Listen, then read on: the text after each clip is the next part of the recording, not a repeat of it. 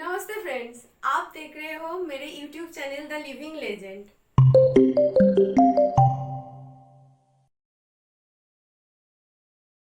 अंग्रेज़ों ने भारत पर बेशक ही कई सालों तक राज किया, लेकिन हमारे देश पर कब्जा करना ब्रिटिश हुकूमत के लिए इतना आसान नहीं रहा है। ब्रिटिश हुकूमत को हमारे देश पर कब्जा करने के दौरान कई मुश्किलों का सामना करना पड़ा था। जब भारत में अंग्रेज़ों ने अपने पैर पसारने की कोशिश करना शुरू किया था, तो उस वक्त भारत के कई महान राजाओं और स्वतंत्रता सेनानियों ने इन्हें नगरी टक्कर दी थी। हालांकि इसके बावजूद भी ब्रिटिश भारत में अपना शासन स्थापित करने में सफल रहे थे। यही भारत की ब्रिटिशों केंजगुल से निकलने के लिए साल 1857 में भारत का पहला स्वतंत्रता संग्राम शुरू हुआ था।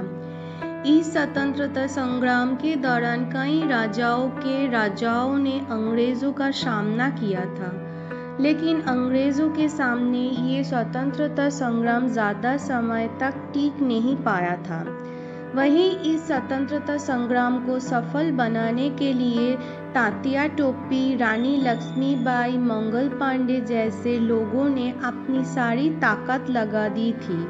लेकिन उस वक्त भारत के भिन्न भागों के राजाओं में एकता नहीं होने के कारण अंग्रेजों की जीत हुई थी। जब इस स्वतंत्रता संग्राम का जिक्र किया जाता है तो तात्या टोपी का नाम जरूर लिया जाता है। तात्या टोपी ने न सिर्फ अंग्रेजों के नाक में दम करने रखा हुआ था, बल्कि उन्होंने झांसी की रानी लक्ष्मीबाई सहित कई राजाओं की मदद भी की थी। वहीं आज हम स्वतंत्रता सेनानी तात्या टोपी के जीवन से जुड़े कुछ अनछुए पहलुओं के बारे में आपको जानकारी देने जा रहे हैं। इस महान स्वतंत्रता सेनानी का जन्म महाराष्ट्र राज्य के एक छोटे से गांव येवला में हुआ था। ये गांव नासिक के निकट पतौदा जिला में स्थित थे।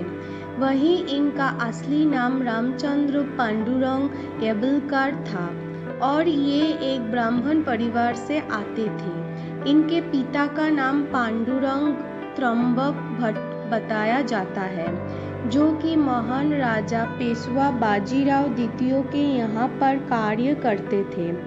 इतिहास के अनुसार उनके पिता बाजीराव द्वितीय के गृह सभा के कार्यों को संभालते थे। भट्ट पेशवा बाजीराव द्वितीय के काफी खास लोगों में से एक थे। वहीं तात्या की माता का नाम रुक्मिणी बाई था और वो एक गृहिणी थी। तात्या के कुल कितने भाई बहन थे, इसके बारे में कई जानकारी नहीं है। भारत में अपना साम्राज्य फैलाने के मकसद से उस समय के कई राजाओं से उनके राज्य छीन लिए थे। अंग्रेजों ने पेशवा बाजीराव द्वितीय से भी उनका राज्य छीनने की कोशिश की, लेकिन पेशवा बाजीराव द्वितीय ने अंग्रेज के सामने घुटने टेकने की जगह उनसे युद्ध लड़ना उचित समझा। लेकिन उस युद्ध में पेशवा की हार हुई और अंग्रेजों ने उनसे उनका राज्य छीन लिया। इतना ही नहीं, अंग्रेजों ने पेशवा बाजीराव द्वितीय को उनके राज्य से निकाल दिया और उन्हें कानपुर के बिठूर गांव में भेज दिया। ईस्वी में हुए इस युद्ध में हार का सामना करने वाले बाजीराव द्वितीय को अंग्रेजों द्वारा हर साल 8 लाख रुपए पेंशन के तौर पर मिला करते थे। वहीं बताया जाता है कि बिठूर में जाकर बाजीराव द्वितीय ने अपना सारा समय पूजा पाठ में लगा दिया। वहीं तात्या के पिता भी अपने पूरे परिवार सहित बाजीराव द्वितीय के साथ बिठूर में जाकर रहने लगे। जिस वक्त तात्या के पिता उनके बिठूर लेकर गए थे, उस वक्त तात्या की आयु महज 4 वर्ष की थी। तात्या टोपी ने युद्ध करने का प्रशिक्षण ग्रहण किया था। तात्या के संबंध बाजीराव द्वितीय के गोद लिए पुत्र नाना साहेब के साथ काफी अच्छे थे और इन दोनों ने एक साथ शिक्षा भी ग्रहण की थी तो पेशवा ने उन्हें अपने यहाँ पर बतौर मुखी रख लिया था। वही मुंशी बनने से पहले तात्या ने और जगहों पर भी नौकरी की थी, लेकिन वहाँ पर उनका मन नहीं लगा, जिसके बाद उन्होंने पेशवा जी ने ये जिम्मेदारी सौंपी थी। वहीं इस पद को तात्या ने बखूबी से संभाला और इस पद पर रहते हुए उन्होंने अपने राज्यों के एक भ्रष्टाचार कर्मचारी को पकड़ा। वहीं तात्या के इस कार्य से खुश होकर पेशवा ने उन्हें अपनी एक टोपी देकर सम्मानित किया और इस सम्मान में दी गई टोपी के कारण उनका नाम तात्या टोपी पड़ गया। वहीं लोगों द्वारा उन्होंने रामचंद्र पांडुरंग की जगह तात्या टोपी कहा जाने लगा।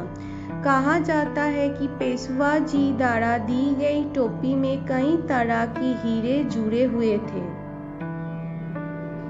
अंग्रेजों द्वारा हर साल पेशवा को 8 लाख रुपए पेंशन के रूप में दिए जाते थे, लेकिन जब उनकी मृत्यु हो गई तो अंग्रेजों ने उनके परिवार को ये पेंशन देना बंद कर दिया। इतना ही नहीं, उन्होंने उनके गोद लिए पुत्र नाना साहेब को उनका उत्तराधिकारी मानने से भी इनकार कर दिया। वहीं अंग्रेजों द्वारा लिए गए इस निर्णय से नाना साहेब और तात्या काफ़ी नाराज थे और यहाँ से ही उन्होंने अंग्रेज़ों के खिलाफ रणनीति बनाना शुरू कर दिया। वहीं साल 1857 में जब देश में स्वतंत्रता संग्राम शुरू होने लगा तो इन दोनों ने इस संग्राम में हिस्सा लिया। साहेब ने तात्या टोपी को अपनी सेना की जिम्मेदारी देते हुए उनको अपनी सेना का सलाहकार मनोनीत किया। वही अंग्रेजों ने साल 1857 में कानपुर पर हमला कर दिया और ये हमला ब्रिगेडियर जनरल हेवलॉक की अगुवाई में किया गया था। नाना ज़्यादा समय तक अंग्रेजों से सामना नहीं कर पाए और उनकी हार हो गई। हालांकि इस हमले के बाद भी नाना साहेब और अंग्रेज़ों के बीच और कई युद्ध हुए, लेकिन उन सभी युद्ध में नाना की हार ही हुए। वहीं नाना ने कुछ समय बाद कानपुर को छोड़ दिया और वो अपने परिवार के साथ नेपाल जाकर रहने लगे। कहा जाता है कि नेपाल में ही उन्होंने अपनी अंतिम सांस ली थी।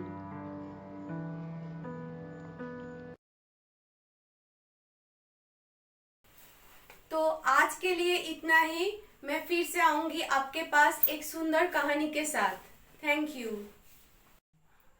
प्लीज फ्रेंड्स, मेरे वीडियो को देखिए, लाइक कीजिए और सब्सक्राइब कीजिए और कमेंट पे बताइए आप कौन सी लेजेंड के बारे में सुनना चाहते हैं।